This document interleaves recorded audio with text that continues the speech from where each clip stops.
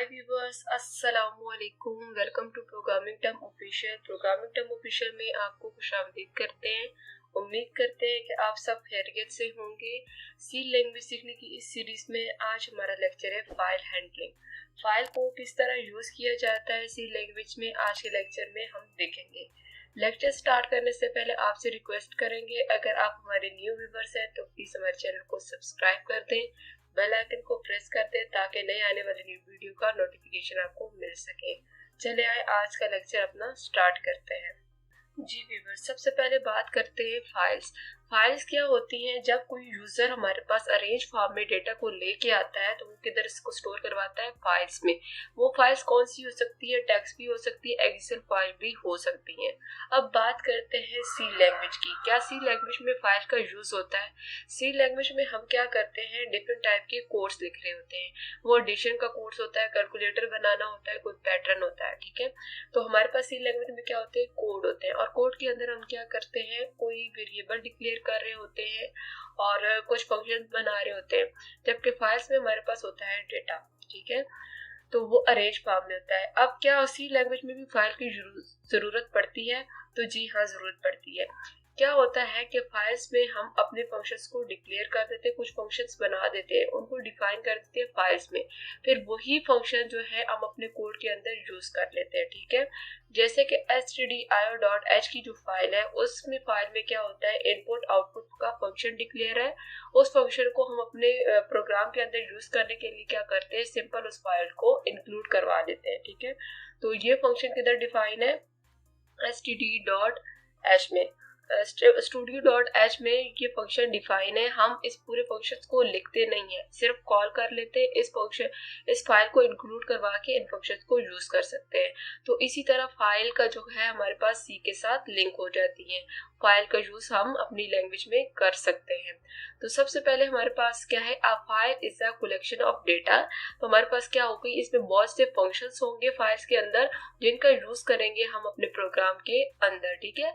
तो कोड के अंदर हम जो फाइल प्रोग्राम यूज कर रहे हैं, जैसे printf, scanf, तो ये हमारे पास फंक्शन है और इनकी अपनी फाइल्स होगी जिधर वो डिफाइन होंगे।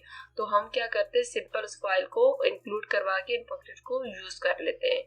आगे in secondary memory. Secondary memory का क्या मतलब है कि जो हम डेटा स्टोर करवाएंगे तो वो किधर जाके स्टोर होगा, सेकेंडरी मेमोरी में। सेकेंडरी मेमोरी में स्टोर होगा तो इसका क्या पर्पस है, तो इसका ये है कि परमानेंट डेटा हमारे पास स्टोर होगा।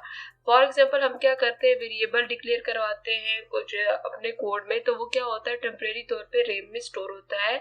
तो जैसे ही हम अपना प्रोग्राम एंड करते हैं तो उनका लाइफ टाइम खत्म हो जाता है। और इधर हम क्या कर रहे हैं, जो फाइल में डेटा स्टोर करवा रहे हैं तो वो परमानेंटली स्टोर होगा। वो हमारे पास जब अपना कोड एंड करेंगे तो वो खत्म नहीं होगा, ठीक है।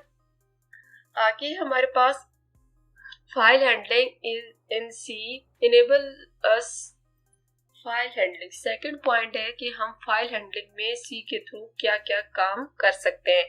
सी प्रोग्राम को यूज करते हुए हम कोई फाइल क्रिएट कर सकते हैं, पहले से मौजूद फाइल को अपडेट कर सकते हैं, अगर हमें कोई डेटा चाहिए तो उसे रीड कर सकते हैं, या कोई हमें डेटा नहीं चाहिए तो उसे डिलीट कर सकते हैं, ठीक है।